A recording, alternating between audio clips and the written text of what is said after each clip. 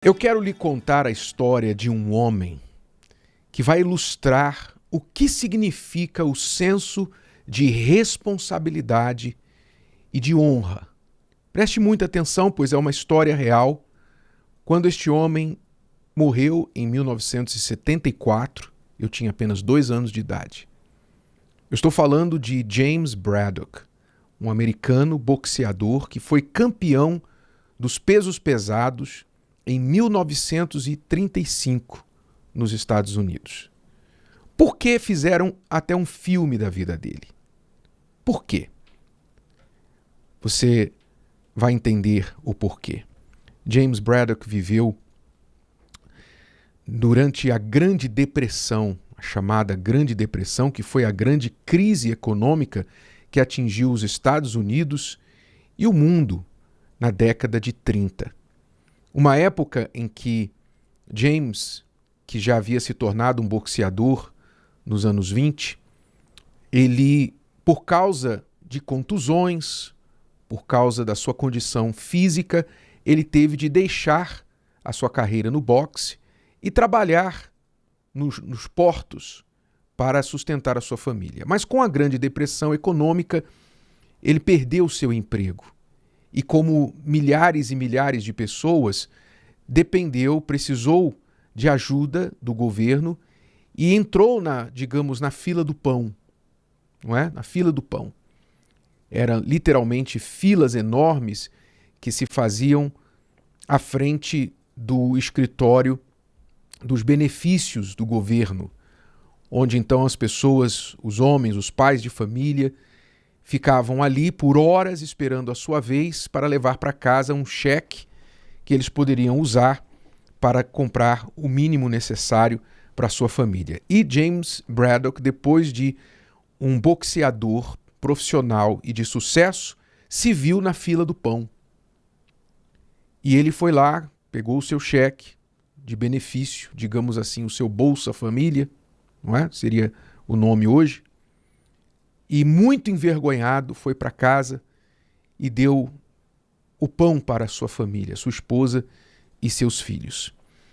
E revoltado com aquela situação, revoltado, sendo um lutador por natureza, muito mais do que um lutador com os punhos, mas um lutador pela vida, James decidiu que ele iria voltar às lutas profissionais, mesmo contra o conselho dos seus médicos. Ele não tinha condições físicas, ele não estava em condições, ele poderia morrer se ele voltasse a lutar. Mas não vendo outra opção, ele determinou: eu vou lutar porque é a única forma que eu tenho de ganhar dinheiro e sustentar minha família. E assim ele fez, e começou a lutar as lutas profissionais com oponentes inferiores e foi ganhando suas lutas, até que em 1935 ele desafiou o campeão do mundo e foi como um vira-lata para o ringue. Ele não tinha chance alguma de vencer aquela luta, mas ele foi, ele creu. E aí deu uma grande zebra. Ele venceu a luta.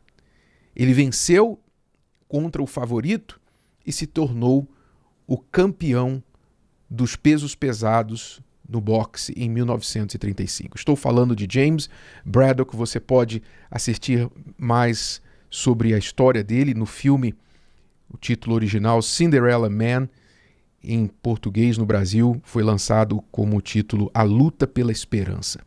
Mas por que eu estou falando da história do James Braddock? Veja bem, a história deste homem é forte porque depois que ele ganhou o título mundial e ganhou dinheiro, um bom dinheiro, o que é que ele fez?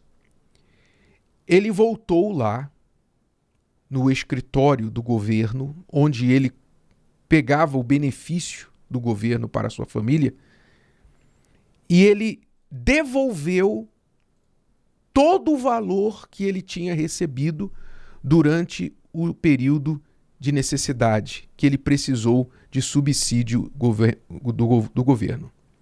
Ele pagou de volta. Então, digamos, se ele tivesse recebido 2.000, 5.000 reais ao longo dos meses que ele precisou da ajuda, ele foi lá e devolveu os 5.000 reais para o governo. Porque agora ele tinha o dinheiro e não precisava mais. E não precisava mais e tampouco precisava pagar de volta ao governo, porque na época ele de fato precisou. Mas por uma questão pessoal, uma questão de honra, e para também dizer que isso sirva para ajudar outras pessoas porque eu não preciso mais, então ele foi lá e pagou de volta o subsídio. Veja o contraste, não é? O contraste agora avançando de volta para 2024, quase 100 anos depois. Hoje você vê pessoas aqui falando do nosso Brasil.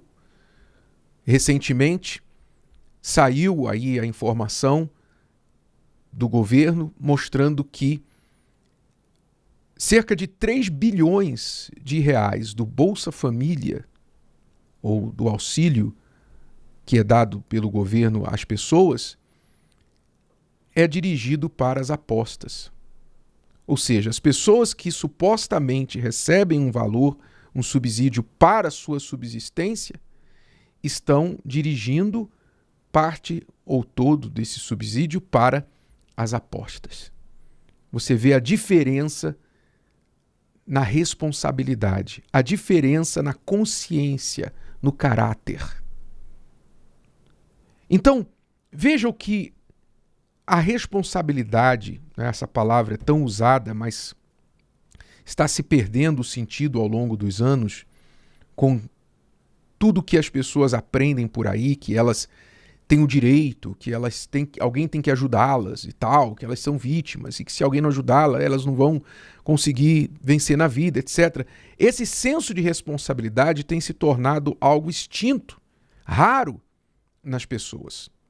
Porque muitos não estão sendo responsáveis por si mesmos. Quando a gente fala de responsabilidade, a gente está falando daquela consciência que diz o seguinte: eu respondo por mim e respondo por aquilo que me foi confiado. O que é ser responsável? É você responder por você e responder por aquilo que lhe foi confiado. Você responde.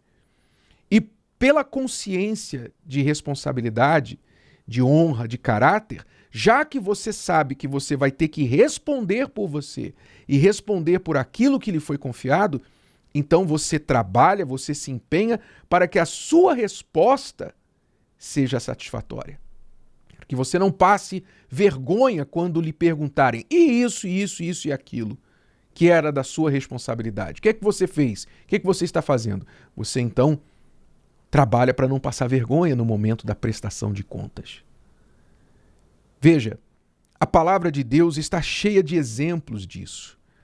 Lá na parábola dos talentos, o que é que o Senhor Jesus ensina? Ele ensina que a salvação, sem contar as lições para o dia a dia, a própria salvação vai ser um momento em que as pessoas vão ser chamadas à sua responsabilidade. O que é que você fez com o que eu te dei?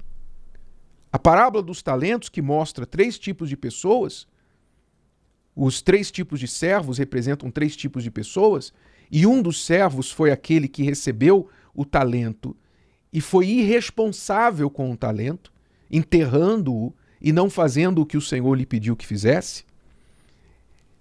Essa pessoa representa aquela que, quando aparecer diante do trono de Deus, não vai ter resposta. Não vai poder se justificar, como o servo na parábola não pôde se justificar. Ele tentou, mas a sua justificativa não foi aceita, porque o seu Senhor disse: você sabia o que eu iria exigir de você, e mesmo assim você não fez, você foi omisso, você foi negligente, ou seja, você foi irresponsável. Então, pega tudo que você tem, dá para o outro, servo que recebeu 5 talentos e multiplicou e agora tem 10, e você, longe de mim, para o fogo eterno. Ou seja, a salvação é a responsabilidade individual de cada um. Você responde pela sua alma. Você responde pelas decisões que você toma que afetam a sua alma. Você responde por aquilo que Deus tem lhe dado. Você deve ter na sua casa uma Bíblia, se você lê ou não. A responsabilidade é sua, o problema é seu. A Bíblia deve estar lá na tua casa. A Bíblia está livremente acessível hoje, como nunca esteve na história da humanidade. Então, você pleiteia ignorância porque você quer. A Bíblia está disponível, as mensagens da palavra de Deus têm chegado até você, a verdade tem chegado até você, e você pode dar um monte de desculpas para Deus e dizer: ah, Senhor, eu não sabia, ah, eu não pensava que era assim, ah, o meu amigo falou aquilo outro, mas a religião tal falou outro. Você pode dar um monte de desculpas, mas você não vai ser justificado pelas suas desculpas, porque você é responsável pela sua alma, você é responsável pelas suas decisões. E Deus está dando a você as informações com respeito à salvação da sua alma. Então, se isso é com respeito à alma, isso também se estende para todas as áreas da vida. A Bíblia chega a dizer, o apóstolo Paulo chega a dizer, se alguém falando, orientando a igreja, orientando as pessoas na igreja, os discípulos na igreja, ele chega a dizer assim: olha, se alguém aí não trabalha, então que não coma. Se alguém não trabalha, não coma. Foi o que Paulo falou. Por favor, parece duro isso, não é? Não se preocupe. Paulo também ensinou a cuidar dos enfermos, cuidar dos mais fracos. Mas ele também ensinou a responsabilidade. Se alguém não trabalha porque é preguiçoso, irresponsável, negligente, então ele também não coma. Assim é a responsabilidade. Meu amigo, minha amiga, você tem sido responsável com aquilo que tem lhe sido confiado? O que foi colocado na sua mão, você devolve melhor ou você devolve pior? Você tem aquela atitude de dizer assim: não, que alguém pague por mim. Alguém vai se virar. Sabe, a pessoa que é irresponsável, ela joga papel no chão porque ela pensa assim: o gari vem ali atrás e ele vai pegar o papel do chão. A pessoa que é irresponsável, ela vandaliza o ônibus que ela mesma pega. Ela vandaliza o banheiro público que ela mesma usa. Porque ela é irresponsável com as coisas dela e com as coisas dos outros. Totalmente irresponsável. Aquilo que é colocado nas mãos dela, ela devolve pior. Mas a pessoa responsável, ela sempre dá conta, resposta aceitável, resposta plausível daquilo que lhe foi confiado. E ela sempre devolve melhor do que aquilo que lhe foi confiado. Isso é ser responsável. Então a pergunta é: você tem sido responsável ou um irresponsável na vida? Se o vídeo de hoje te ajudou, você conhece alguém que vai ser ajudado por essa mensagem, passe adiante. E se você ainda não inscreveu aqui no canal, inscreva-se agora. Até a próxima.